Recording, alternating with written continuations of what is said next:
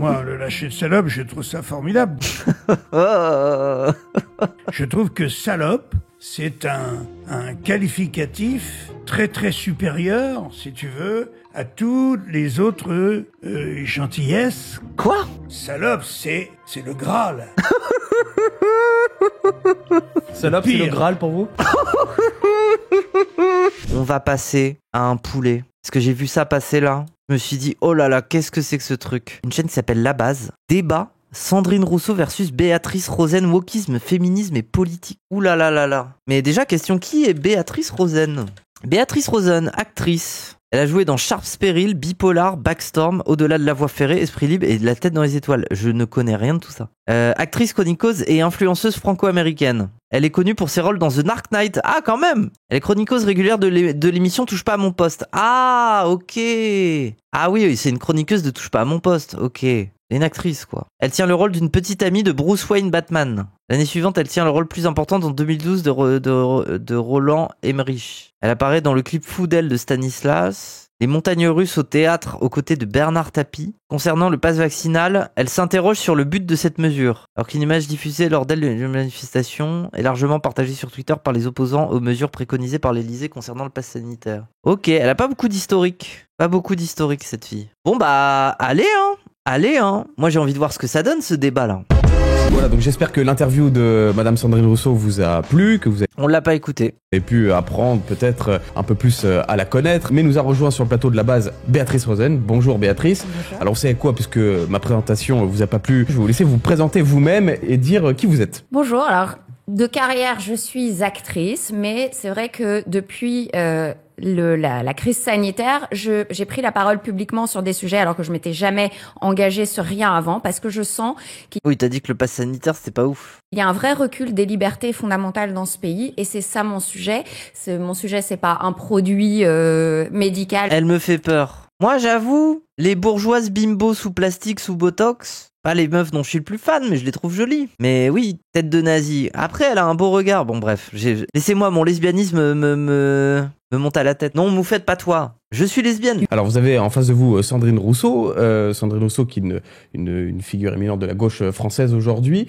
Est-ce que vous abondez à tout ce que dit Sandrine Rousseau ou au contraire vous êtes Ah, moi j'ai hâte. Moi je veux les voir s'écharper. Je veux voir une Sandrine Rousseau remonter sauce wokiste, dark woke, se mettre à l'insulter et faire des triangles comme ça là, faire des triangles dans le ciel. Alors c'est simple, je ne suis d'accord sur rien. Peut-être à part sur Emmanuel Macron, je suis d'accord sur votre analyse de la situation et qu'il devrait partir. Mais sinon, effectivement, je ne suis d'accord sur rien et très respectueusement, je trouve que vos positions, pour moi, sont très clichés. Par exemple, je vais vous donner un exemple. Moi, je me sens comme féministe et je me sens comme écologiste. Mais ce n'est pas le même... C'est pas un sentiment. Ah là là, faut arrêter quoi, Joan. I identify as écologiste. I identify as féministe. Sur Pinterest, j'ai coché la case. Je suis féministe écologiste. Montrez-moi des pics. Par exemple, moi, je ne suis pas pour que les hommes soient des femmes comme les autres. Oui, c'est nous, les hommes comme les femmes comme les autres. C'est nous, let's go. Attendez. Ah, mais en fait, la phrase, elle me régale. Je ne veux pas que les hommes soient des femmes comme les autres. Elle est incroyable, cette phrase, quand même. Transphobie, minutin. Bah, c'est bien, on est au cœur du sujet. Moi, ça me va, c'est une bonne base. Il y a du débat. Les positions sont claires. Transphobe de fou. Ah oui, bon, et les gens... Le monde est tellement raciste, tellement transphobe et tout, que je ne peux qu'en rire au bout d'un moment, quoi. Je vais pas pleurer non plus. Je suis pour la coopération des sexes et pas pour la confrontation des sexes. Oui. Merci Sophia, ça ne veut rien dire. Vous êtes pour la confrontation des sexes, Sandrine Rousseau? Non, je suis pas pour la confrontation des sexes, je suis pour l'égalité dans le traitement, ce qui est très... Mais elle est sous anxiolytique là, mais qu'est-ce qui se passe? Mais Sandrine, on t'a connue plus énergique. Mais en fait, je pense, qu'est-ce qu'elle fait dans cette émission déjà? Elle a tellement plus de buzz qu'elle va là. Mais on dirait moi qui réponds à la conseillère d'orientation. Non, mais je vais bien travailler. Je veux pas que les hommes soient des femmes comme les autres, je veux juste que ça soit pas un sujet... On a baissé son micro, c'est vrai que ça se fait, hein, ça, c'est vrai. D'être un homme ou d'être une femme, en fait. C'est-à-dire qu'on ait les mêmes droits, qu'on ait la même vie, qu'on se fasse pas siffler dans la rue. Oh, Oui. On est Team Rousseau dans ce débat, on est obligé. Mais putain, pourquoi le premier truc dont tu parles, c'est de se faire siffler dans la rue? Il y a quand même d'autres priorités, bordel. Désolé. Qu'on se fasse pas siffler dans la rue, qu'on se fasse pas agresser, qu'on se fasse pas payer 20% de moins, qu'on n'ait pas 10 heures de Voilà, merci. travail domestique Voilà, travail domestique, ça, je veux. gratuit toutes les Parce que c'est concret, ça. semaines de différence, enfin que voilà, en fait, il y ait quand même une conscience de la différence que nous vivons contre notre gré. C'est logique. C'est absolument logique. Évidemment, je vais pas vous dire que moi je suis pour les agressions et pour faire la vaisselle, j'ai pas l'impression d'être une femme soumise. De ceux Oui, tu es une femme bourgeoise, tu es actrice. qui me connaissent Ah oui. pourront en attester. Donc c'est pas ça le sujet.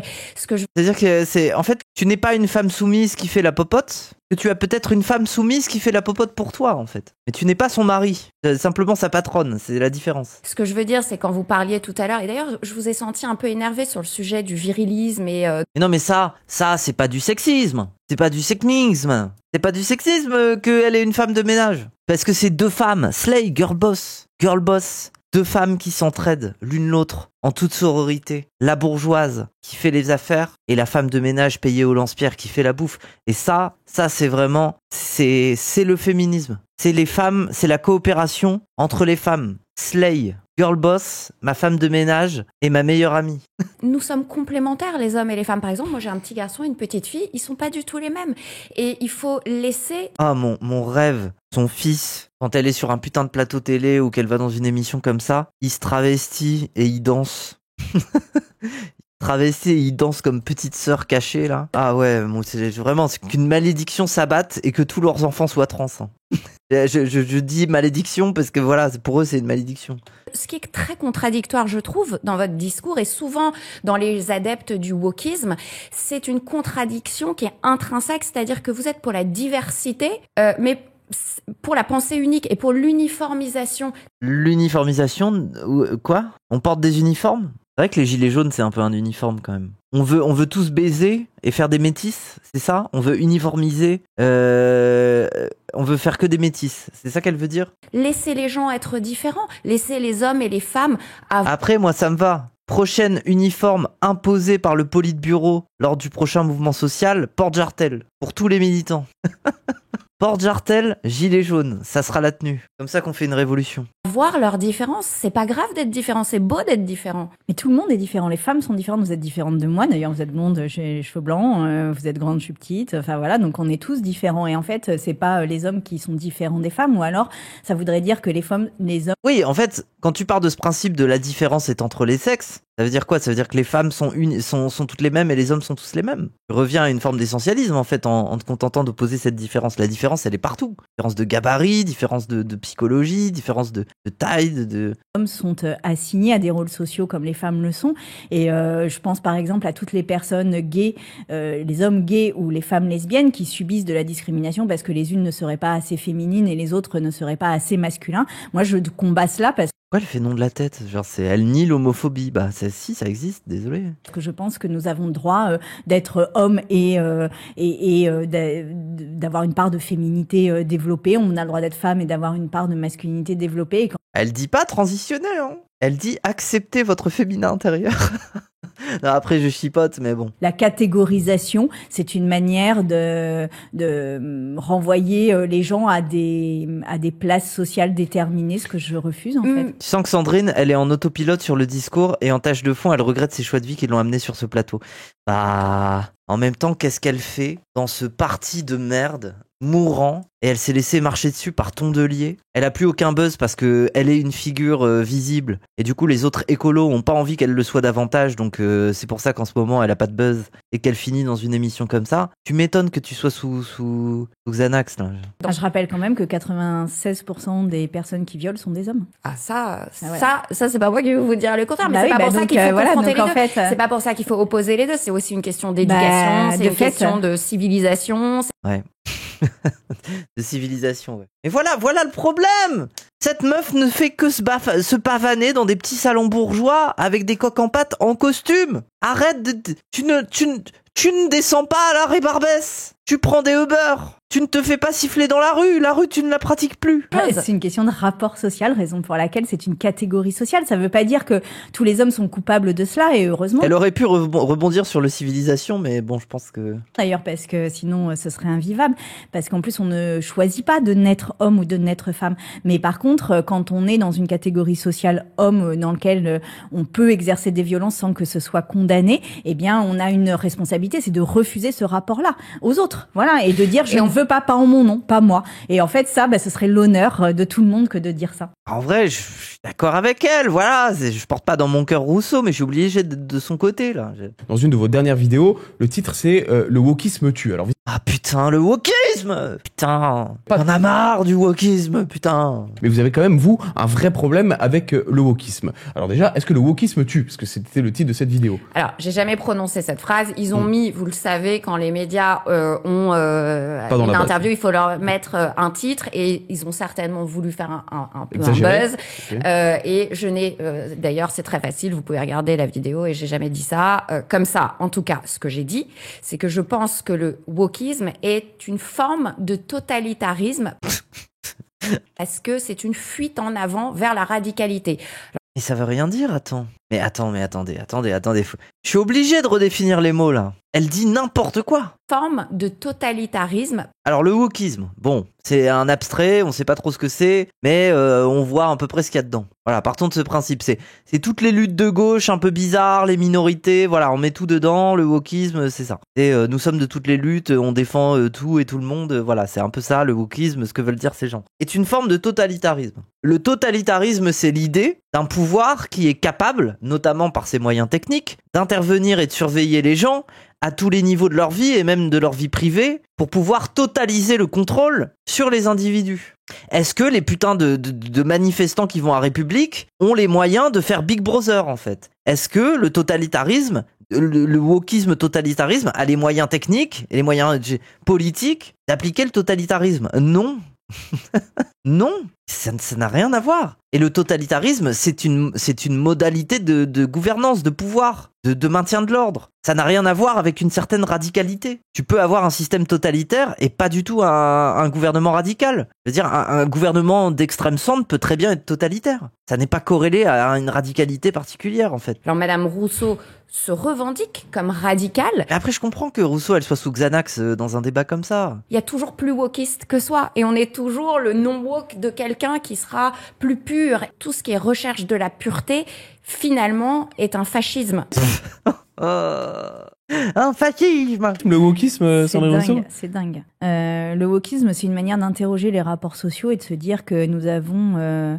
Non mais attends, non mais Sandrine, je comprends que t'es blasée, mais va pas dans leur sens quand ils utilisent le mot wokisme. Déjà, tu peux dire que c'est de la merde, ce terme. Là, elle est en train de définir wokisme, comme si c'était un vrai truc, genre. C'est une manière de dire comment se fait-il que parce que vous portez tel nom, parce que vous avez telle couleur de peau, parce que... Mais elle va pas bien, Sandrine, là. Mais qu'est-ce qu'elle a? On l'a connue plus énergique, hein. Sinon, on accepte que des personnes, simplement parce qu'elles ont la peau d'une certaine couleur, n'auraient pas les mêmes conditions de vie, les mêmes accès et au logement et à la sécurité. Et c'est très choquant, madame, tout ce que ça, vous dites. Elle essaie de pas s'énerver. Non, là, c'est pas seulement qu'elle essaye de pas s'énerver, c'est qu'elle est ramollie. Alors tu peux très bien essayer de rester cordial et en même temps avoir un débit de parole, structurer ton truc, prouver des points, pousser des problématiques, montrer que l'autre a tort. Là, elle déroule, mais de manière molle et sans trop de conviction. On comprend pas trop. Elle est en mode, le wokisme, c'est quand même de prendre en compte que les gens ont une vie compliquée et que voilà, les gens, ils sont différents, mais il faut les accepter. Non mais pitié, parle pas comme ça. Mais moi, Sandrine Rousseau, je l'ai connue capable de bondir du canapé, se faire un saut de 4 mètres et trancher la jugulaire avec, je sais pas moi, avec du quinoa. Mais c'est quoi ça, Sandrine? Oui, avec une courgette, elle est capable de se battre à un V10 en fait. Tu lui donnes une carotte, elle sait faire des nunchaku avec. Vous excluez de certains thèmes toute une partie de la population. Donc soit vous êtes woke et vous êtes gentil, soit vous n'êtes pas woke et vous êtes méchant, vous avez tous les mots. Mais là, vous c'est êtes terrible de dire ça. Pardon de vous le dire. Ouais. Go assumer. Ouais, il y a les woke et il y a les pas woke. Vous êtes en plein délire. C'est-à-dire, moi, je ne me revendique Mais pas bien sûr. woke. Non, mais je ne me revendique pas woke. Ah bon? C'est une étiquette qui m'a été mise par l'extrême droite, en l'occurrence. Mais moi, je ne me revendique pas de ça pour une... Mais alors pourquoi tu l'as défini en disant mais le wokisme c'est bien, c'est prendre en compte ceci, cela, C'est l'extrême droite qui dit woke. Non mais je vois ce qu'elle veut dire, mais pourquoi alors du coup son postulat c'est de le définir comme un truc basé et de dire qu'ensuite elle l'est pas? Non, il y a un problème là, elle est vraiment endormie. Une raison très simple, c'est que c'est un combat qui a beaucoup touché les Noirs américains du temps de la ségrégation. Oui, c'est l'origine du terme, Sandrine, mais ça veut pas dire que c'est cantonné à ça, son utilisation. Elle est vraiment fatiguée. Ouah, ça me rend triste. Tout à fait, je suis moitié américaine, je connais bien l'histoire de mon autre pays. Oui.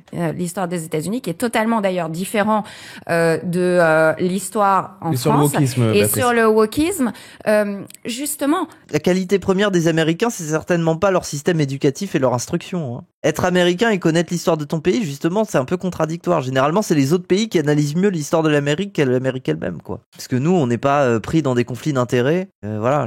à la base, c'était une question de s'interroger sur la justice sociale, ce que je pense tout le monde, tous les gens sensés peuvent partager en France, sauf que c'est devenu une fuite en avant vers la radicalité et la... Bah oui, mais c'est obligé que ça soit radical. Parce qu'en fait, c'est quoi radical? La définition de radical, c'est s'attaquer au problème à la racine en politique. C'est ça la radicalité.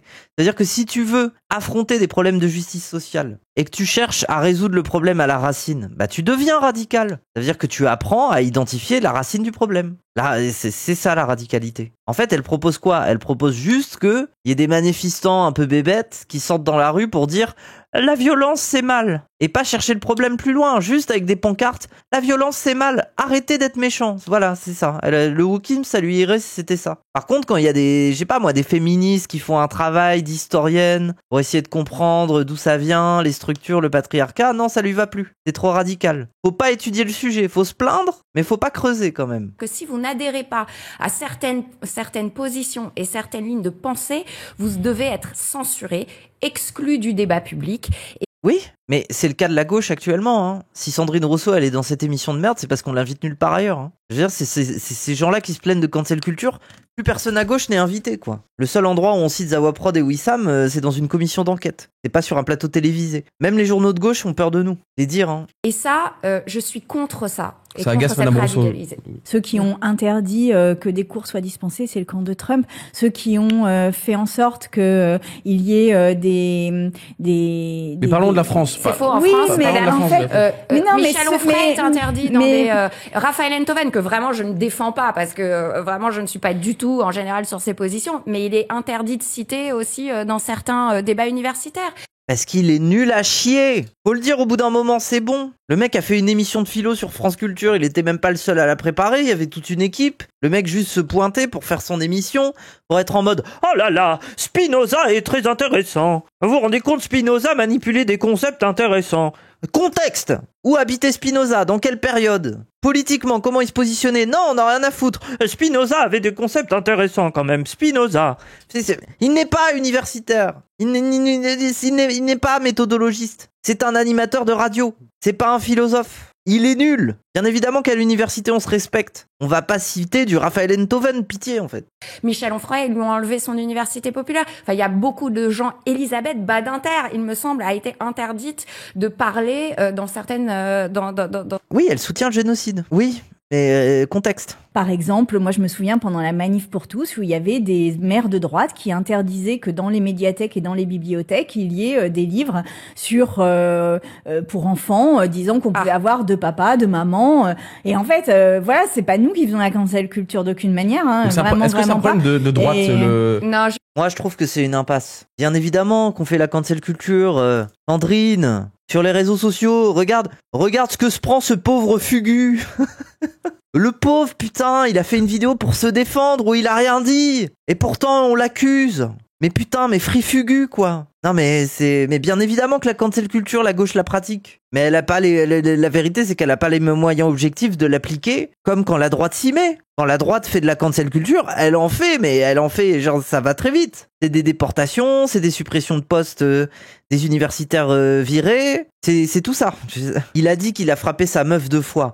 Non putain, et moi ça me révolte. Fugu, il a juste mis une petite tape à l'arrière de la tête. Non mais ça va quoi. Qui n'a jamais fait ça? Il y a des censeurs de tous les bords, ça je vous l'accorde. Moi je ne suis pas encartée Mais dans moi, un parti politique. Personne, Donc, hein. Moi, je veux pas censurer personne, en fait. Je vois pas pourquoi vous me... Mais Sandrine! Je sais pas, les néo-nazis, ces gens-là, quand même, on veut les censurer. Donc la cancel culture n'existe pas avec le wokisme. Ben, enfin, dites-moi à quel moment j'ai dit que je devais interdire la parole de quelqu'un. Jamais, en fait. Non, mais c'est... Et elle se elle est nulle! Elle est nulle! Elle est nulle! C'est un rapport de force, Sandrine! Si la gauche avait les moyens de cancel, elle le ferait. Faut l'assumer, au bout d'un moment, c'est bon. Et la vérité sur la cancel culture de gauche, c'est qu'elle n'a pas les moyens de ses ambitions. Morandini, le palpeur de gamins, est encore à la télévision, bordel. Depardieu a été défendu par le président. On n'a pas les moyens de nos ambitions, c'est tout. Et bien évidemment que la cancel culture, ça existe à gauche. En fait, le problème, c'est qu'on appelle ça cancel culture. Et on devrait appeler ça une peine réputationnelle. C'est une peine réputationnelle. Parce qu'à l'ère de l'hyperconnectivité, où les êtres humains, ils se regardent tous sur les réseaux sociaux, ils ont des informations, qu'est-ce qu'on pense d'un tel, qu'est-ce qu'on pense d'un tel, la réputation, c'est devenu hyper important. Et le levier de la gauche, c'est d'attaquer à la réputation sur Internet. Mais c'est tout ce qu'elle peut se contenter de faire. Je veux dire, si un Depardieu, il est dans une structure du cinéma avec tous les vieux briscards du cinéma pour le défendre, et y compris le président, bah en fait, t'as beau vouloir niquer sa réputation sur Internet, peut-être il y a des gens, ils vont arrêter de voir ses films, peut-être il y a des gens qui vont l'insulter, et au bout d'un moment, il est pas atteint à ce point-là, tu vois. Alors que Donald Trump, quand il veut supprimer des universitaires, il supprime. Quand il veut déporter un militant pro-palestinien dans une université, il le fait. Quand il veut enlever les papiers des trans, il le fait. Y a pas de souci, la cancel culture, elle est très efficace quand t'as le pouvoir. Et la différence, c'est qu'on l'a pas. Donc non, on ne peut pas concrètement appliquer la cancel culture. Est-ce que vous vous êtes insurgé contre la fermeture de C8 ? Est-ce que vous vous êtes insurgé contre l'interdiction de paroles, par exemple, des gens que j'ai cités, que je ne défends pas forcément par ailleurs? Moi, je pense que Bolloré, le sujet, ça n'est pas qu'il ait une chaîne, c'est qu'il ait une concentration des pouvoirs. Et en fait, même le capitalisme le plus dur... tous les milliardaires qui ont les médias. Il y a beaucoup de milliardaires. Le capitalisme... Ah oui, mais c'est pas pour ça que c'est bien.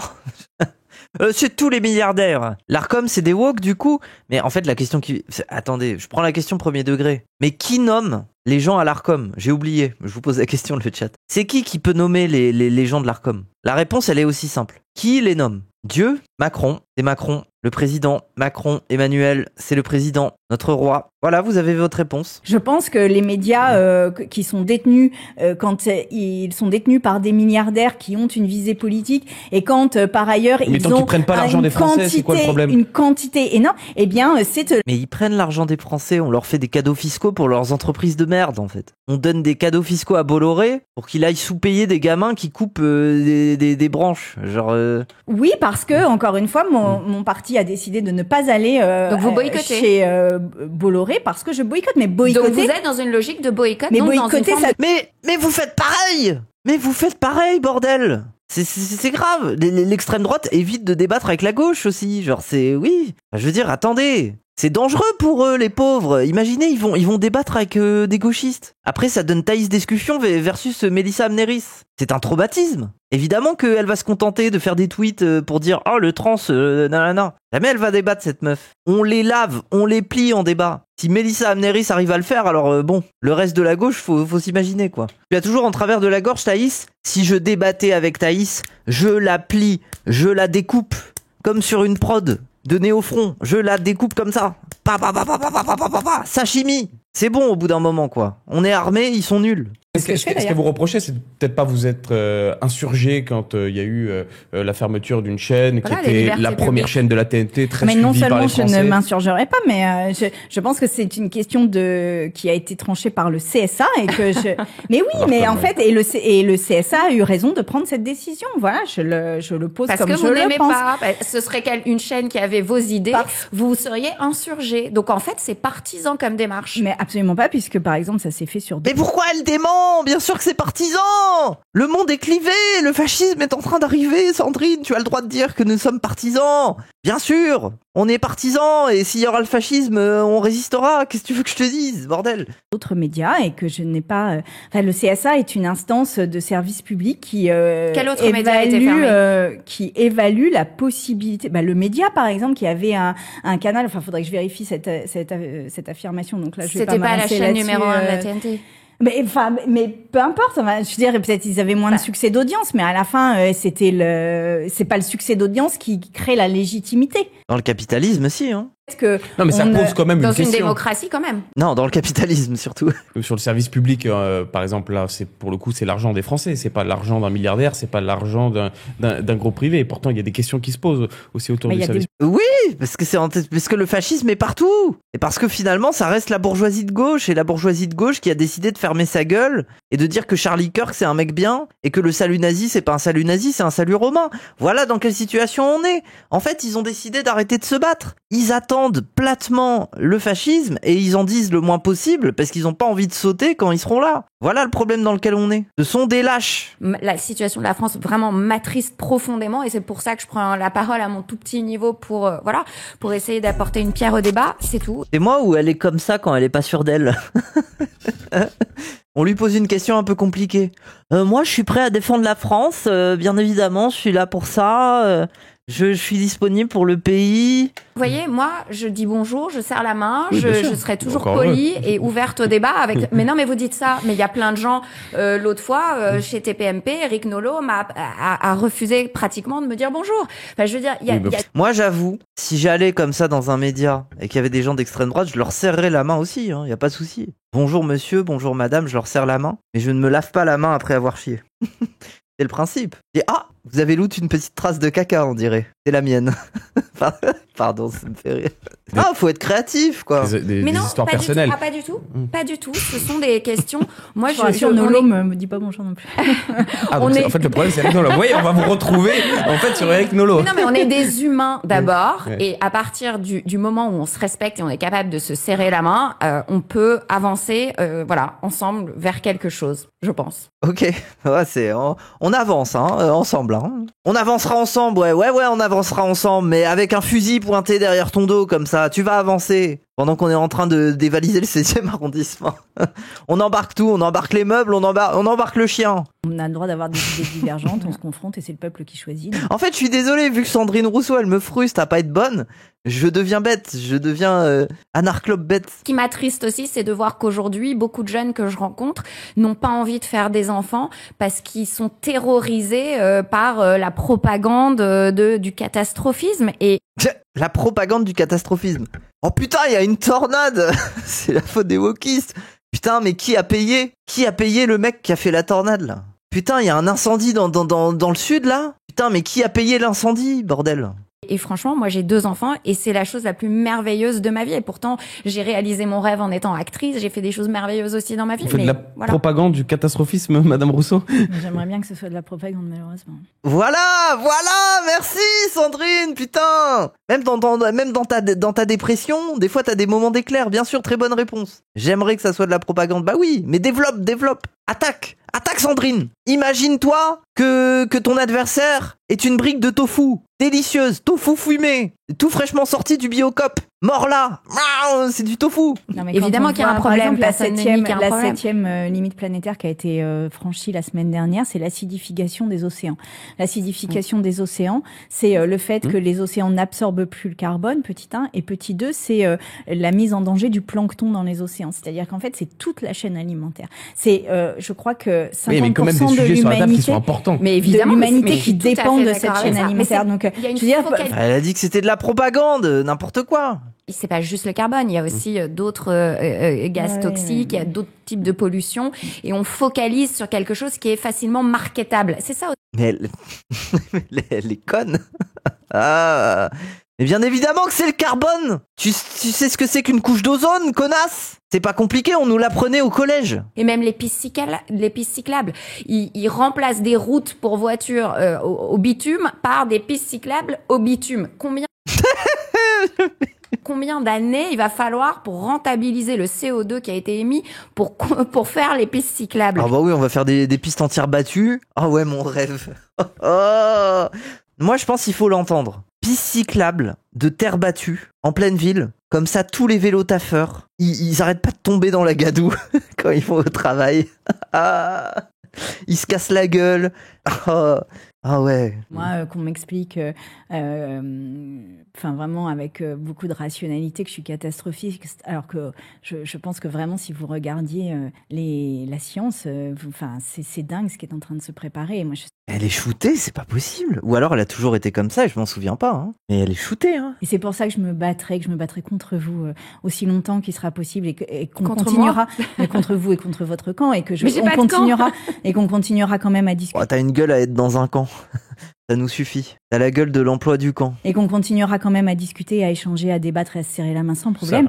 Mais que je combattrai parce que vraiment, il y a une urgence à prendre conscience de la catastrophe dans laquelle nous sommes. En fait, c'est pas compliqué au bout d'un moment. Hein. Blonde décolorée, sourcils taillés très courts, botox dans les joues, à part une meuf trans bimbo, c'est l'extrême droite, quoi. Polska, il y a des exceptions. Il y a des exceptions. Donc quand on verra les inondations, les cyclones, les pluies diluviennes, quand on verra les sécheresses, les canicules... Mais on les voit déjà en plus. Etc. Et qu'on dira, mais bon sang, on savait tout, pourquoi on n'a pas fait? Et moi, c'est ça qui me tient aux tripes et qui fait que je me lève le matin pour faire de la politique, c'est... Alors, ouais, en ce moment, tu te lèves tard le matin, j'ai l'impression. Et là, elle se réveille, c'est la fin du débat. Vous sentez qu'elle se réveille, là? C'est triste, hein. Voilà, là, Sandrine, elle a senti le tofu, là. Elle est prête à mordre. Encore une fois, personne ne nie le problème. On n'est juste pas d'accord sur les façons d'adresser le problème. Pour moi, lutter contre le nucléaire et se rendre dépendant des panneaux solaires chinois et des éoliennes étrangères, ce n'est pas un service fait. L'uranium vient... Bah oui, non, on est dépendant d'autres pays pour la production nucléaire, c'est complètement con. La France. Russie, hein. Mais justement, vient de Russie. Non, mais elle a été importée via la Russie. Bon, voilà. Enfin, oui, juste, elle le savait pas, elle est conne, en fait. Merci Béatrice, merci Sandrine Rousseau d'avoir accepté d'être mes invités dans la base. C'était terrible, hein. Ouais, mais il y a des débats Bigard versus féministe. Oh waouh, je veux voir ça. C'est quoi ça? Mais je connaissais pas cette émission là, je veux voir Bigard moi. Ah ouais, on va au fond du caniveau, c'est ça le plaisir aussi. Bon, après il faut voir quel féministe. Comme vous le savez, je n'aime pas toutes les nuances de féminisme, hein. Voire même je m'en méfie très fortement pour certaines.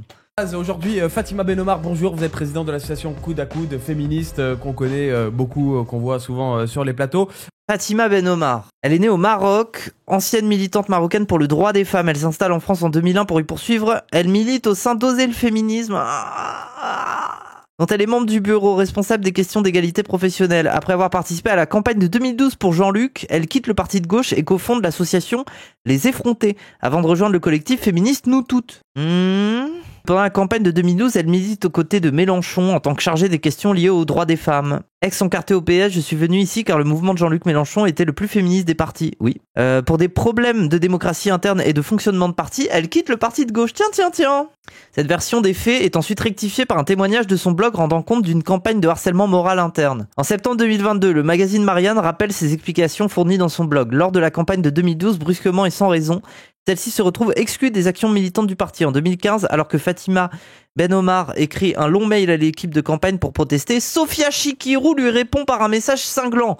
Pauvre fille, ne t'avise plus de m'écrire. Servir d'objet sexuel ne te donne aucun droit. Wesh, mais Chikirou. Mais je crois attendez, je crois qu'il y a un truc qu'on ne nous dit pas tout. Fatima a couché avec Mélenchon. Son témoignage figure de manière plus détaillée dans le livre Enquête La Meute. Ah mais oui, putain, mais elle est là-dedans. Ah, c'est une traître. Oh, le cerveau d'un insoumis, désolé. En 2007, aux côtés d'autres militantes féministes comme Chris Blash, Marlène Caroline Dehaas. J'ai mal à mon féminisme. Elle interpelle les candidates de gauche à l'élection présidentielle dans une tribune publiée dans Libération afin qu'ils s'accordent sur une candidature unique. Ok, donc elle était en mode ok.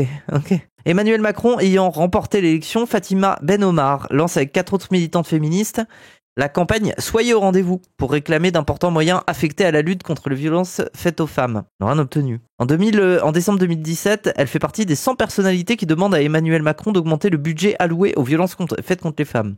2 ans plus tard, elle interpelle de nouveau Macron pour obtenir une meilleure protection des femmes victimes de violences de leur conjoint ou ex-conjoint aux côtés de Caroline de Haas, Rokhaya Diallo et Ina Shevchenko. En mai 2022, quelques jours avant que n'éclate l'affaire de la mise en cause du journaliste Taha Bouaf pour violence sexuelle, elle déclare au journaliste Marianne Taha a réussi, dans le périmètre précis des organisations progressistes, à négocier qu'on lui passe tout, ou presque, au prétexte de son jeune âge ou de sa virulence, même quand il a des comportements de domination et de pression. Puis, dans une interview dans le média Regard, bien sûr, Clémentine Autain, média Regard, on rappelle, que ça faisait longtemps que Taha Bouaf était une personne qui posait problème par rapport à la violence de son comportement dans les milieux militants. Après, il y a une différence entre être un militant violent et qui parle mal aux gens, qui me paraît être quelque chose de dénonçable, et une accusation, une plainte d'agression sexuelle qui, je rappelle, on drop, quoi. Tout le problème avec Taha Bouaf, quoi, c'est qu'on saura jamais vraiment la vérité. Lui-même ne le sait pas, en fait. Lui-même n'a jamais eu accès aux témoignages de ce qui lui était reproché. Taha drague dans les orgas.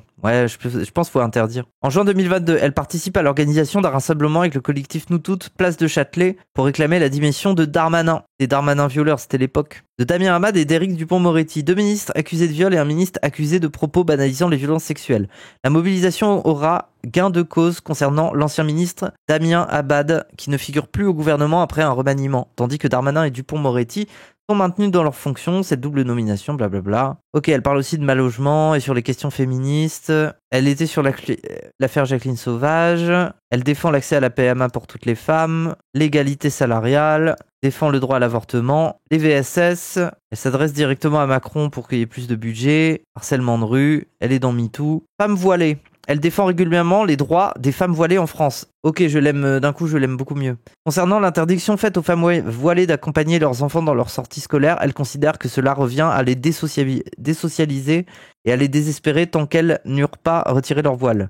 Sans parler des lieux qui ne leur sont pas interdits, mais où elles seront insultées et agressées au vu de toutes ces polémiques. Elle publie avec d'autres féministes la tribune féministe Nous sommes solidaires avec les femmes voilées, où elle déplore que depuis maintenant plusieurs semaines, nous voyons des présentateurs chroniqueurs invités se succéder sur les plateaux de télévision pour conspuer contre les femmes qui portent un voile. Droit des femmes transgenres. Elle défend également les droits des femmes transgenres qui subissent elles aussi le patriarcat dans toutes les violences qu'il contient, en plus de la transphobie qui les discrimine sur tous les plans. Accès au travail, ok. Elle fait partie des signataires d'une tribune. Le débat sur la place des femmes trans n'a pas lieu d'être, pour contredire une autre frange du mouvement féministe. Bon, ok, elle me rassure. En octobre 2022, elle dénonce avec plusieurs autres militantes le traitement que réserve Wikipédia aux personnes trans non-binaires intersexes dans une tribune publiée par l'Obs. Un mois plus tard, c'est dans Libération qu'elle co-signe une tribune prostitution. Elle se positionne pour l'abolition de la prostitution. Pour ce sujet-là, c'est une ennemie politique. Elle est aussi contre l'assistance sexuelle pour les personnes handicapées. Elle défend les réunions en non-mixité, etc. Ok, ça fait un petit historique. Mais en vrai, je dirais que c'est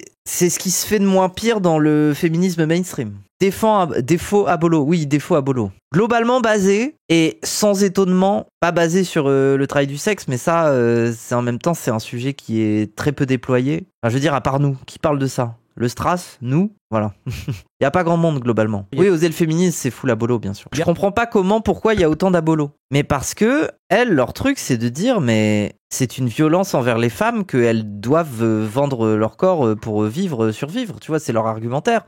Et que du coup, elles sont pour l'éradication de cette violence. Mais du coup, c'est là où c'est complètement hors sol, c'est que elles s'intéressent jamais vraiment à la situation des personnes qui font ce métier. Mais leur difficulté, c'est non, parfois c'est pas de dire oh là là, la violence. Bah non, des fois c'est très concret. Elles usent leur corps, elles le savent, elles abîment leur corps. Mais elles le font pour survivre, elles le font pour vivre, elles veulent des droits. Et peut-être, et même parfois même, ça les dérange pas de faire ce métier, elles y trouvent une certaine facilité, je dirais pas un plaisir non plus, parce que c'est pas un métier très plaisant, mais quand c'est leur truc et qu'elles savent le faire, tu vois, genre. Bref, elles prennent jamais vraiment le sujet à bras le corps, quoi, elles se contentent de faire de la morale pour les femmes, c'est une position, je vais le dire comme ça parce que ça va les énerver, mais je m'en branle, c'est une position paternaliste, de la part du féminisme. Et pourquoi paternaliste? Parce que ça se sert de l'État comme bras droit de la répression envers les personnes qui se prostituent. Donc c'est du paternalisme parce qu'on fait appel à l'État pour régler la question, tu vois. Du coup, cette meuf contre Jean-Marie Bigard, il n'a plus de cheveux sur le caillou. Qu'est-ce qui se passe, Jean-Marie, là? Il s'est arraché les cheveux, là, depuis qu'il arrive plus à remplir des salles. Le gros défaut des féministes, c'est qu'elles veulent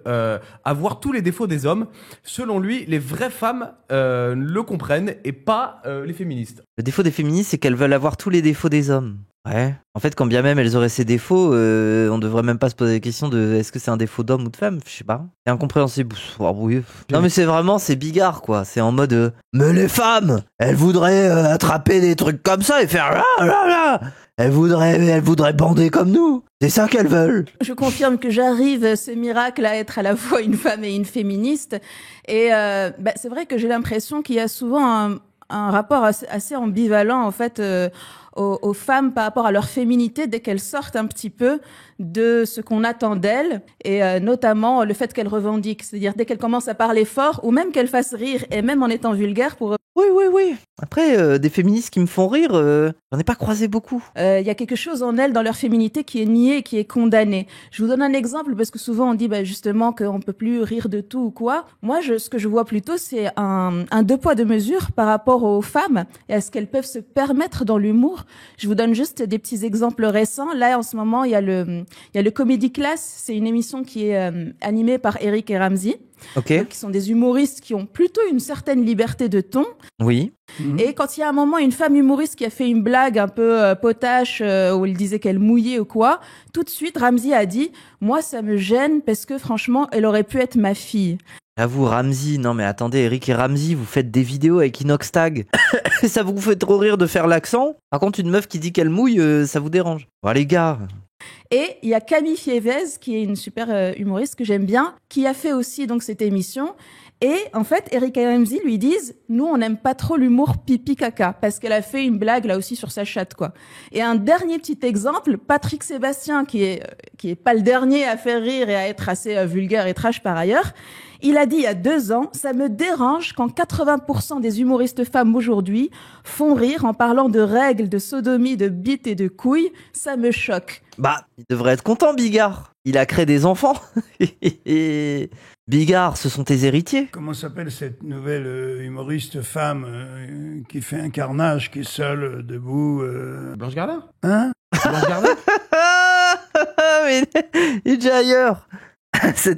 Elle est seule debout. Oui, c'est le principe des humoristes, souvent. Blanche Gardin, par exemple, elle se gêne absolument pas et elle ne choque personne et encore moins. Oh bah, attends, quoi? Elle ne choque personne? T'es sûr de ça? Elle a fini chez PDH à dire qu'elle tuait la blanche en elle, hein, quand même. Et on parle de choses graves, de cul, de sexe. Mais vous trucs. referiez les mêmes sketchs Mais aujourd'hui, le chez de salope par exemple? Bien sûr. Oui. Ça vous gênerait pas de faire ces vannes-là? Ah non, moi le lâcher de salope, je trouve ça formidable d'abord. Mais en fait, c'est pas un débat, c'est juste une interview. Je donne là mon point de vue masculin. Et j'espère que tu te sentiras et que toutes les femmes se sentiront honorées. Je trouve que salope, c'est un qualificatif très très supérieur, si tu veux, à toutes les autres gentillesses Quoi? qu'on pourrait dire d'une femme. En fait... Non mais j'ai envie de crever. Mais non mais moi ce qui me fait rire, c'est que je pourrais vous trouver des queers BDSM dégénérés capables de vous dire basé quand même. Basé quand même d'accepter d'être une salope. Basé d'être une salope. Sauf que venant de sa part, c'est hypocrite. Non. Quand tu traites de salope une meuf, c'est la meuf qu'on respecte plus trop, quoi. C'est la meuf dont on se moque. C'est la meuf à qui on rabâche tout le temps ce genre de blague. Quand elle se met à dire un truc sérieux, on lui dit « Ah, de toute façon, t'es une salope !» Non, Bigard, tu sais très bien que c'est pas vrai. Par contre, étrangement basé si on le prend d'un angle queer dégène, quoi. Elle est jolie, bon, on s'en fout, elle est jolie, c'est bien, on est content pour elle. Mais par contre, salope, c'est le Graal. En fait, j'ai même pas envie de l'attaquer en mode je suis pas d'accord avec lui. Ça me fait rire qu'il est stoupé là, tu vois. Oui, c'est du troll, c'est vraiment du troll. Salope, c'est le Graal pour vous? Oh là, c'est le Graal pour vous. Attendez. Moi, je veux voir sa réponse. Ça y est, je suis dans le débat, là. Ah oui, la bolo, là. Il y a peut-être la bolo en elle qui va ressortir. Le problème, c'est que venant de la part d'un mec comme Bigard, et venant de la part des mecs comme lui, le qualificatif salope, ça crée une distinction entre les femmes. Il y a les femmes respectables, il y a les femmes qui, voilà, elles font peut-être des choses de la politique, médecin, je sais pas. Enfin, voilà, elles sont dans une autre catégorie. Et il y a les salopes. Et les salopes, on les écoute pas. Les salopes, on a envie de leur mettre des claques sur les fesses ou de loucher sur leur sein. Mais du coup, les salopes, on arrête de les écouter, tu vois. On les écoute pas, elles ont pas vraiment d'avis. Et après, je dis pas qu'il y a des meufs qui peuvent se complaire là-dedans. Des fois, ça a un certain charme pour une meuf de se dire « Oh là là, j'ai pas une injonction spécifique à être intelligente, je veux être une bimbo, je veux être une salope, je veux juste qu'on louche sur mes seins et qu'on me pose pas de questions. » Ça, c'est un rapport personnel, tu vois, de quelle place t'as envie de prendre socialement. Est-ce que... Tu vois, genre, c'est des meufs... moi, je ne critique pas les meufs qui encensent le côté salope. Mais je pense que les meufs qui aiment bien se qualifier salope elles-mêmes ont du mal avec les mecs qui les rangent dans cette catégorie parce qu'elles savent qu'elles ne peuvent plus en sortir après. En fait, le problème, c'est ça. C'est que ça construit un rapport à elles. Et être enfermé dans ce rapport-là, c'est ce qui les gêne. En fait, les meufs, elles aimeraient bien être face à des mecs et pouvoir leur dire « Oui, je suis une salope, mais maintenant, on n'en parle pas parce que là, c'est pas le contexte. Si jamais on couche ensemble, tu verras la salope que je suis. Si jamais je te plais, si jamais on se plaît, peut-être je serai une salope pour toi. Mais là, on est dans un autre contexte, donc calme-toi, tu vois. » En fait, c'est que le mec peut s'autoriser à ramener toujours la meuf à être une salope et à la bloquer dans ce rôle-là. En fait, c'est ça le problème. Mais dans l'idéal, oui, il y a des meufs qui aimeraient bien se dire salope. Mais le problème, c'est que ça doit rester très intime, parce que sinon, elles vont être piégées dans la catégorie. Non mais Moufette, toi, c'est parce que c'est ton rêve, c'est pour ça que t'as transitionné. Mais je ne rêve pas d'être une salope, j'en suis déjà une. J'ai le brevet, j'ai le bac, j'ai tout ce qu'il faut. J'ai rien à prouver. Je m'en bats les couilles que, tu vois. Même moi, j'ai cette gêne-là. Je pourrais pas être là et me dire, ah oui, je suis une salope, je suis une salope, je suis une salope. Si je disais ça, et en fait, même vous, en tant que viewer, vous allez m'enfermer dans cette catégorie. Vous allez avoir un rapport chelou à moi. Il a suffi de quelques fois, au début, quand je commençais à streamer et que je parlais de sexualité, pour me rendre compte que, oui, on me sexualisait assez vite. Oui, on se mettait à plus trop m'écouter et à me dire des dingueries. Donc, oui, ça m'inquiète un peu, tu vois. Donc, en fait, oui, c'est compliqué d'être dans cette catégorie, oui. Donc, vaut mieux pas en parler. D'accord, quand on dit qu'on peut plus rien dire, on peut plus rire de tout ou quoi. Non, mais est-ce c'est que par exemple... salope, il vous dit que c'est une gentillesse. J'arrive. C'est pas une gentillesse, non, c'est un grade. C'est un grade énorme. Après, désolé, mais son toupet me fait rire. Il a décidé, on a rien à foutre. Mais pourquoi elle l'attaque pas? Pourquoi elle l'insulte pas à ce stade-là? Par exemple, quelqu'un qui est comme Jérémy Ferrari, qui fait un humour très trash, qui va aussi parler par ailleurs de thématiques qui peuvent être assez lourdes, comme le Je m'en bats les couilles de ce mec, je le regarde jamais. viol, par ailleurs, la pédophilie, etc. Et il a dit lui-même, aujourd'hui, on peut encore rire de tout ça. D'ailleurs, je l'ai fait et je l'ai même fait à la télévision et j'ai pu me permettre. Par contre, il y a quelque chose, mais là, on arrive vraiment au subjectif. Donc là, je vais parler subjectivement. C'est que chez Jérémy Ferrari, quand il parle de blagues où il évoque des choses qui peuvent être assez trash, et quand je dis trash, c'est que nous, les femmes, ça fait partie de notre vie. Par exemple, la menace du viol, c'est quelque chose qui nous accompagne tout le temps. Ouais. Je trouve que chez les sketchs de Jérémy Ferrari, la violence est condamnée. Il va pas faire une allocution en disant attention, je ne cautionne pas la violence. C'est qu'il arrive dans les éléments de ses blagues à faire en sorte que le salaud reste l'agresseur, le violeur, etc. Et là où parfois, je comprends par exemple la polémique qui a été déclenchée par rapport à la blague que vous aviez fait chez Hanouna, où vous décriviez vite fait, on va dire, un viol finalement, à un moment, je me disais, mais attends, là, on est censé s'identifier à qui?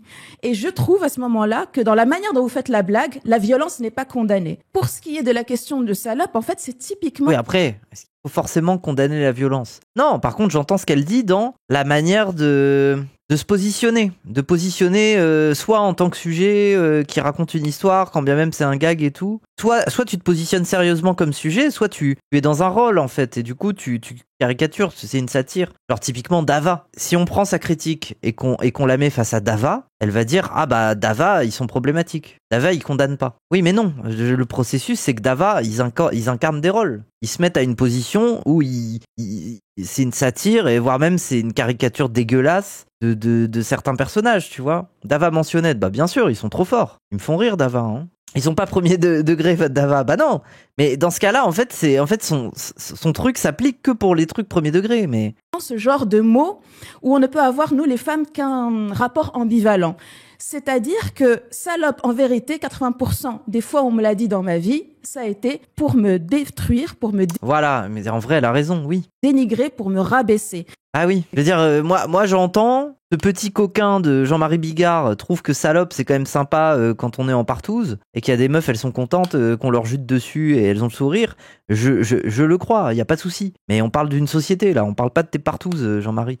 Moi, j'aurais aimé rire à taux plein à votre humour, mais je savais dans ma position de femme que ce salope-là était à la fois une balle dans le cœur, parce que ce salope-là, j'y ai été confrontée toute ma vie, dans ma vie professionnelle, dans la rue et tout, et à chaque fois, c'était à des fins d'humiliation et de dégradation. Et à la fois, parfois, on va essayer de le redécorer avec l'idée, mais en fait, au final, c'est un compliment, ça veut dire que tu es libéré, ça veut dire que Vous t'es pas répondez coincé, quoi, etc. Fatima? Je lui réponds que la définition de salope, et je m'y accroche, je la trouve excellente. Vous savez ce que c'est une salope? Une salope, c'est là qu'il faut lui redonner ses lettres de noblesse. Une salope, c'est une fille qui couche avec tout le monde, sauf avec toi. Sauf! Oh non, ça y est, on le retrouve là. On le retrouve. Mais attends, mais du coup, tu t'es contredit là. C'est pas amélioratif du tout. C'est un rapport à la frustration. La salope, c'est celle à qui tu n'as pas accès. Donc tu lui en veux. Donc en fait, tu te contredis, Jean-Marie là. Il est habité. Ah ouais, mais c'est pour ça. En fait, oui, il me fait rire à mes dépens, quoi. Une salope, pour moi, c'est pas une meuf qui est en mode on couche ensemble, mais j'ai un peu peur de cette pratique et tout. Non, la salope, elle va être en mode ah ouais, putain, si on ramenait un autre garçon, je pourrais me prendre en sandwich, là, tu vois, il y a pas de souci. Elle est ouverte là-dessus, mais elle peut pas être ouverte avec tout le monde. Et c'est pour ça que c'est chez des queers dégénérés que tu vas trouver les salopes qui s'assument. Parce qu'elles vivent dans des espaces où elles s'assurent que ça soit un peu un safe space de la manière dont on juge le kink et la sexualité. C'est pour ça que la salope, elle peut être réappropriée dans ces espaces-là.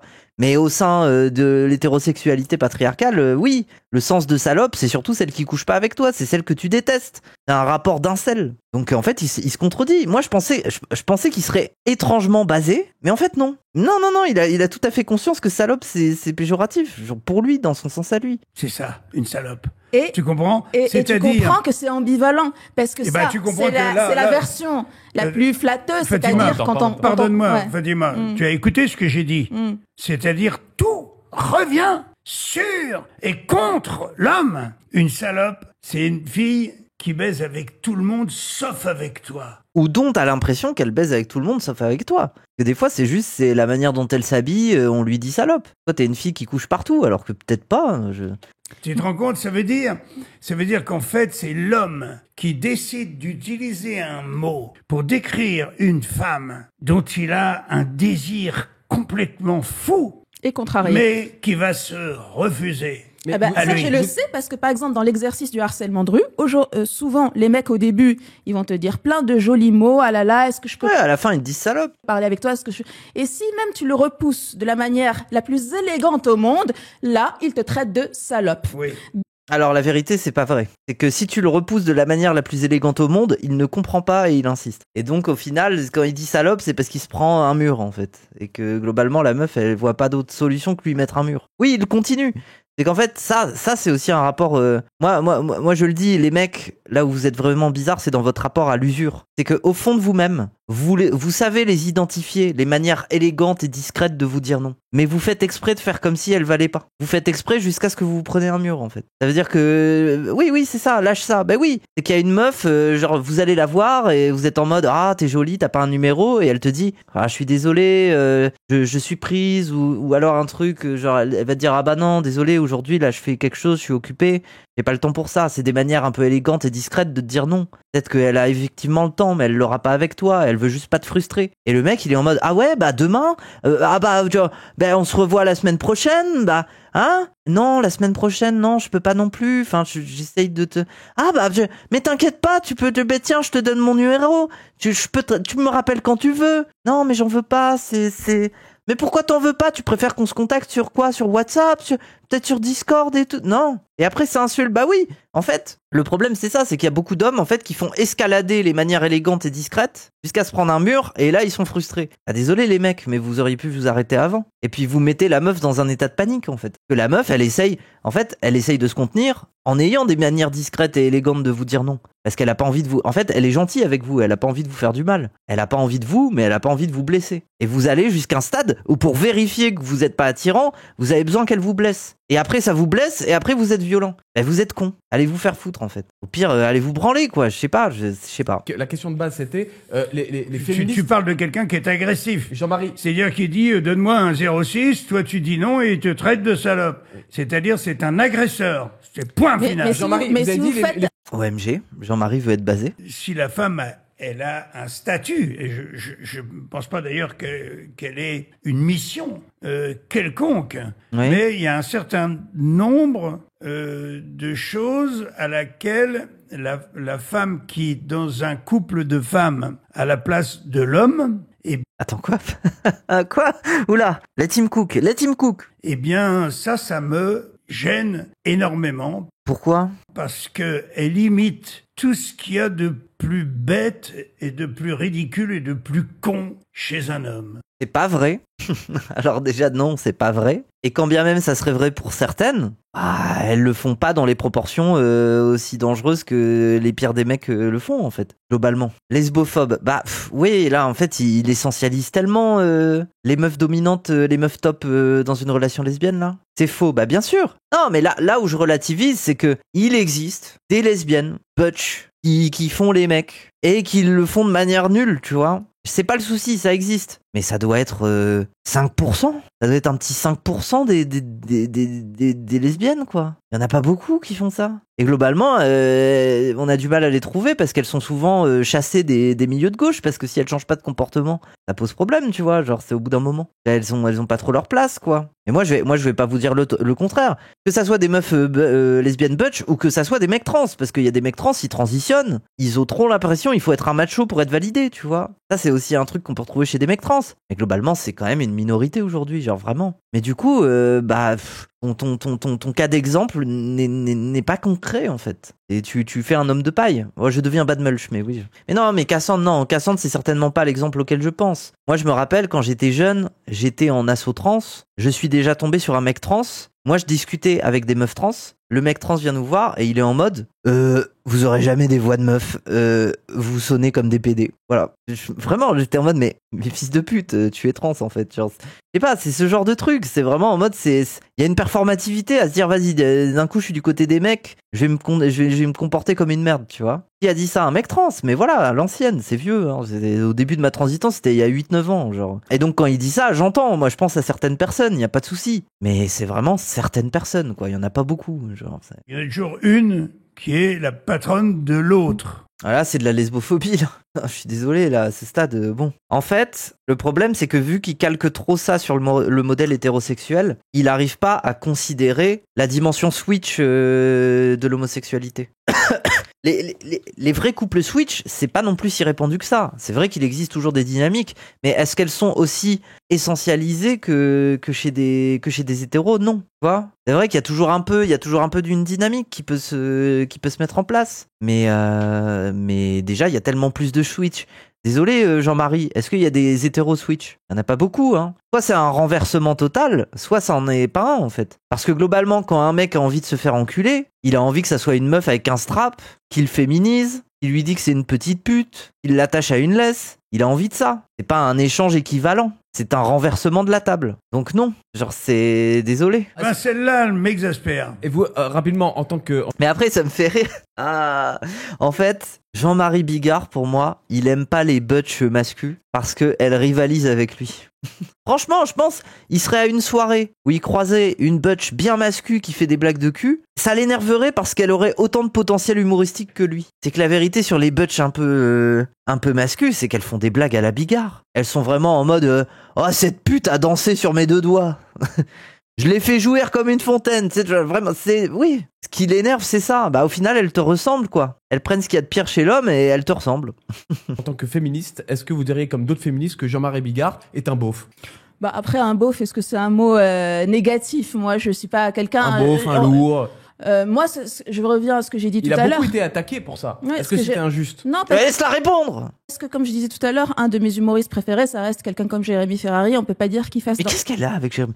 Moi, j'ai l'impression que je passe à côté de ce mec, genre, il est si drôle que ça? Moi, ce qui me gêne quand j'entends une blague où est mis en enjeu des questions qui concernent lourdement les vies des femmes et notamment les violences sexuelles, c'est que j'ai besoin à un moment qu'il y ait des indices, pas un petit mot politiquement correct pour dire attention, hein, je suis contre le viol et tout. Oui, désamorcer la violence de... Je vois ce qu'elle veut dire. Mais j'ai envie de dire, le problème c'est que si t'as une injonction à ce que la personne désamorce, des fois elle le fait d'une manière très fine. Et si t'es pas capable de le cerner, c'est ton problème. Et après c'est aussi le problème de l'humoriste qui des fois est pas compréhensible. Hein. C'est vrai que ça a dans les deux sens. C'est que j'ai besoin d'indices dans le sketch pour savoir Il que en donne pas la assez, violence Jean-Marie est condamnée. C'est très subjectif. Moi, je trouve À votre que avis. chez Jean-Marie Bigard, il y a eu parfois des sketchs, celui de Hanouna en tête. Et c'est pour ça que je comprends un peu Muriel Robin à ce moment-là, mais enfin ou d'autres qui se sont dit mais attends là, est-ce que c'est condamné et est-ce qu'on nous fait rire en nous demandant de nous identifier au personnage masculin. Pour conclure, Ça m'a gêné. Pour conclure, est-ce que vous... Ah mais oui. Mais c'est pour ça qu'il dit ça. Il se venge. Il est en train de se venger de comment elle s'appelle. Mais en fait, mais oui. C'est pour ça qu'il dit qu'il déteste les femmes butch et tout. Il se venge de Muriel Robin. Mais non, mais parce que je sais pas si vous vous rappelez, mais ils ont eu un accrochage sur un plateau. Parce que elle a parlé de sa lesbianité, elle a fait son coming out, et elle a le profil qu'il décrit. Moi, je pense qu'il y a eu un bise entre eux, genre vraiment, ils se détestent maintenant, et du coup, ils se vengent, quoi. Ça lui est resté en travers de la gorge. On a l'extrait. Polémique avec Muriel Robin, Jean-Marie Bigard s'explique. Les vraies femmes n'en prennent pas ombrage, il y a que les connasses qui veulent avoir des couilles comme nous et être aussi cons que les hommes qui gueulent après moi. Beaucoup de gens comme Muriel Robin. Ah, il y a eu un bise, hein. Et ça date d'il y a 6 ans.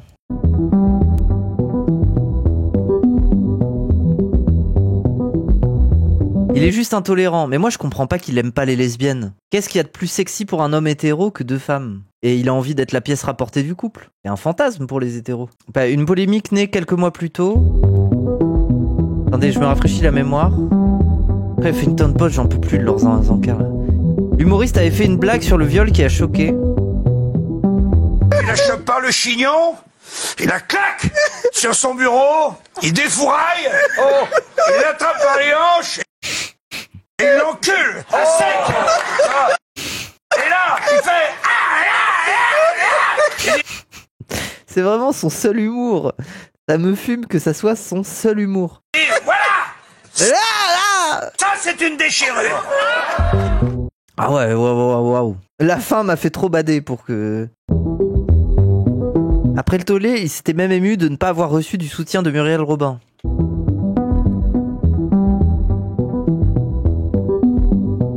Elle lui avait répondu en publiant un texte sur son site. Ah, c'était vraiment un clash. Nous ne sommes pas du tout des amis. C'est faux, donc je ne le trahis nullement. Cette nuance me semble importante. Je ne vois pas où est la blague. Et donc le rire qui va avec, car, pardonnez-moi l'expression, une femme qui se fait déchirer, pour moi, c'est tout sauf drôle. En fait, oui, j'avoue, le dernier mot de déchirure, ça devient trop réel, en fait. Ça devient trop médical, ça devient trop une souffrance. C'est à la limite, le stade de l'image et le côté grossier, j'arrive à être choqué et à en rire. Mais la déchirure me fait quitter le navire un peu. Du coup, elle a réagi, elle a dit quoi ? D'abord, je veux pas de ce qu'il dit, j'en ai pas envie. Je suis peut-être une grosse s'il dit, il a le droit de le penser, ma foi, on peut pas plaire à tout le monde. Mais qu'un homme dit à la télé, mais je veux dire la même chose, Jean-Marie, tu as une fille, et j'espère vraiment pour toi qu'un jour, il y aura pas, avec ce que tu as dit, cette jolie blague, un garçon qui sera dit, tiens, ça je vais le faire, et que ça tombera pas sur ta fille. Bah oui, hein. Elle a raison, au final c'est ça, c'est toute l'ambivalence de son humour, quoi. Ça nourrit ça. C'est vraiment tout ce que je te souhaite, parce que tu seras très malheureux. Bah oui. En plus, Muriel Robin, c'est pas la lesbienne butch misogyne, genre elle correspond pas à ce truc-là. Non mais ok, c'est précis, putain, c'est précis que ça revienne. Mais du coup, ils vont pas en parler, le journaliste il va pas capter, et peut-être qu'elle va pas capter que c'est Muriel Robin. Pour conclure, est-ce que vous comprenez ce qu'elle dit ? Est-ce que vous... Je comprends. Je Ça voudrais peut choquer. juste encore citer pour conclure Ouais. et partir sur une belle chose, une Ouais. belle phrase. Oui. C'est le malheur qui fait rire. Tu comprends ? Le bonheur fait pleurer. Mais arrête, mais pourquoi il s'exprime tout le temps comme ça ? Le bonheur fait pleurer les décideurs. Ça te va les décideurs ? Mais c'est grave, mais en plus c'est faux. C'est pas le malheur de cette femme qui fait rire, c'est le toupet de ta blague. En fait, là, je le trouve hypocrite, c'est faux. En fait, c'est con, parce que Bigard, c'est un personnage. J'aimerais bien l'aimer. Mais là, non, tu es pas conséquent, Bigard, là. Tu es pas mature, en fait. Assume, en fait. Le bonheur fait pleurer. Quand les amants se retrouvent, on pleure tous dans la salle, on pleure de bonheur. Par contre, quelqu'un se prend les pieds dans le tapis, tombe, et on rigole, même si on vient lui porter secours en Après, c'est une réflexion sur l'humour à pousser. Moi, je vois où il veut en venir, hein. Le fait il y a toujours de la moquerie dans l'humour. Moi, c'est aussi quelque chose que je pense et qu'il faut assumer. Après, la moquerie, elle peut être diluée. On peut se moquer de soi-même. On peut se moquer de choses qui n'ont pas trop de mal aux gens, tu vois. Ou alors, on assume qu'on se moque. C'est tout. Et dans ces cas-là, et je pense que la méta actuelle, c'est que quand on assume qu'on se moque, souvent, on part d'une position où on est déjà sujet de moquerie. Et c'est ça qui rassure les gens. Genre, moi, je monte sur un plateau, je me mets à faire un sketch, je peux désamorcer très vite ma cruauté en disant que je suis trans et que de toute façon, les gens se foutent de ma gueule parce que je suis un mec en jupe, tu vois. Je peux désamorcer la cruauté que j'aurai ensuite. Sachez, Fatima, que c'est le malheur qui fait rire et le bonheur fait pleurer. Oui, mais ça dépend dans la blague. Si on comprend, on rit aux dépens de qui. Et j'ai c'est peur juste que si ça, on mais explique ce n'est pourquoi, c'est non, quand faut même pas expliquer drôle. ce que je disais, Jérémy Ferrari, il n'explique pas. Oui, mais après, on rit toujours aux dépens de quelque chose. Mais après, c'est un rapport de pouvoir, de classe sociale et tout ça. Est-ce que c'est des puissants qui rient des faibles ou est-ce que c'est un retournement, tu vois, genre. Mais il y a assez d'éléments dans la manière dont il raconte la blague. Les fans de Jérémy Ferrari, Fatima. Où on se dit qu'est-ce qui est condamné et à qui on s'identifie sans qu'il ait besoin de faire un message politiquement correct pour remettre la morale à l'endroit. C'est tout ce que je dis. Moi, c'est par les actes Dernier et mot. par ce que je suis, par ma nature, par ce que je fais pour les autres, que j'ai un côté extrêmement féminin. Ok. Oui, tu te travestis des fois, quoi. Ça m'étonnerait pas qu'il se travestit, lui. C'est un petit coquin, en fait. Ça m'étonnerait pas. Comme Gérard Depardieu, par exemple. Je trouve, que je regarde comme ça Gérard Depardieu parler, vivre, je trouve qu'il a un côté féminin incroyable. Bordel, il y a quand même plus féminin que Depardieu, pitié. Et quoi, ça, c'est... En fait, entre toi et Depardieu, je pense plus à Gargantua que je pense à une femme, en fait. Bref. Moi, c'est mon avis. Toi, tu ne ressens pas la même chose, mais si tu ne ressens pas mon côté féminin, c'est que il faut qu'on passe un mois ensemble dans un chalet à la montagne. Passer un petit bois avec Jean-Marie Ah Bigard. bah avec plaisir. Bon, Même voilà, si pour moi, super. encore une fois, c'est pas la question de la définition du féminin ou pas, parce que la définition du féminin a été faite pour être piégeuse. Et c'est pour ça que les femmes galèrent tout le temps à se positionner. Oui. Vous parliez de salope. Oui, parce que les femmes, on les rapporte à une naissance, tandis que les hommes, c'est je sors un peu du cadre, je suis un peu féminin, je pleure parfois. Alors que les femmes, la féminité, c'est pas une naissance dont on les en détache, tu vois, elles sont un peu coincées avec ça. Moi, je comprends de la perspective d'une femme cis qui a grandi avec ça, moi je comprends, tu vois. Je comprends que la féminité, ça peut les faire chier. Moi, j'ai épousé moi, la différence, c'est que j'ai épousé la féminité avec beaucoup de plaisir, donc je vais pas cracher dessus, j'aime bien être féminine. Mais partez du principe que les meufs cis sont pas forcément choisies. Tout à l'heure, effectivement, le piège de la mère et la putain, c'est quelque chose sur lequel on marche toujours Si on est sur une ligne obligé de crête d'expliquer, difficile. si à la fin d'une blague, qui, elle, toute seule, est drôle, elle est méchante, elle est drôle, si on est obligé d'expliquer, il n'y a plus de blague. Mais c'est pas ce que j'ai dit. C'est terminé, vaut mieux fermer sa gueule. Après, là, il a raison, c'est que les conseils qu'elle donne, c'est pas des bons conseils pour des humoristes. Il faut essayer de faire des procédures d'étapes pour prouver que nanana, avec telle phrase, nanana. Oui, ok, mais c'est pas ça qui va marcher. Personne va fermer sa gueule. J'espère qu'ils passeront peut-être un mois dans un chalet au ski et ils parleront humour ensemble. En tout cas, merci beaucoup d'avoir été mes invités. Jean-Marie Bigard, merci beaucoup Non, pour c'est votre moi qui te honnêteté. remercie. Il est ultra condescendant, il est surtout hors sol, il est dans un autre monde. Il est dans un monde où il se bat avec ses démons intérieurs, c'est... Oui, c'est trop court. Ah ouais, je reste sur ma faim. Seulement 13 minutes de débat, je suis dégoûté, j'en voudrais plus. Mais après, elle a vraiment été sage, hein. Elle a vraiment pas été rentre dedans et tout. Et au final, est-ce que ça joue pas un peu en sa faveur? Je sais pas. Qu'est-ce que vous en pensez? Elle aurait pu être plus rentre dedans? Ou alors, justement, le fait qu'elle essaye de lui expliquer et tout? Je sais pas. Voilà, eh ben, c'est dans la base. Merci beaucoup Jean-Marie d'avoir été avec nous. Merci Fatima Ok. pour votre éclairage et d'être venu dire à Jean-Marie aussi ce que vous On est pensez. viré. On se retrouve très bientôt dans un prochain numéro de la base. Merci. Bon, bah c'était marrant quand même cette émission. Putain, je connaissais pas la base. Seulement, il y a 8 jours, seulement 10 000 vues. Ça me paraît un peu moins cringe que le crayon déjà. Oh, il y a Raquel Garrido. Imam versus Rabbin. Ah ouais, c'est vraiment, ils veulent du sang, hein. Un peu gaze. Ouais, mais un réact, c'est toujours un peu un plaisir. Je me suis bien amusé. C'est le quotidien de crayon, j'en sais rien. Bon, allez les gens, si vous avez aimé le stream, bien évidemment, followez la chaîne,